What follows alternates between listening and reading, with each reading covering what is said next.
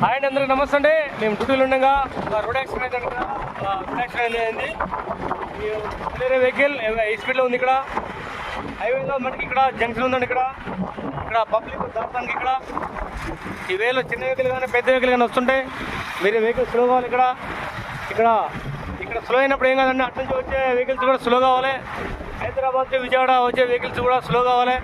స్లోగా అని పక్షంలో ఇటు తిరిగే వెహికల్కి వెనక టక్కర్ ఇచ్చిందండి. ఈ వెహికల్ చూడండి, డ్యామేజ్ అయింది. ఇది పూర్తిగా డ్యామేజ్ అయ్యే వెహికల్ ఇది.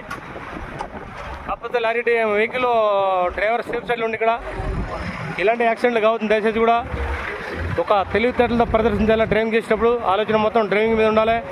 మీరు సెల్ ఫోన్ మాట్లాడుతూ డ్రైవింగ్ చేసే ఈ విధంగా ఉంటుంది. ఇట్లా ఆలోచన మొత్తం కూడా డ్రైవింగ్ ఫీల్డ్ మీద ఉండాలి, రోడ్డు మీద ఉండాలి. ఇంటికి సేఫ్ సైడ్లో పోవాలని ఆలోచన పెట్టుకోవాలి మీరందరూ కూడా. చూడండి ఫ్రెండ్స్, మరి ఇట్లా జరగకుండా చూసుకుంటారని ముందుగా జాగ్రత్తలు పాటిస్తారని ఆశిస్తున్నాను అందరికీ.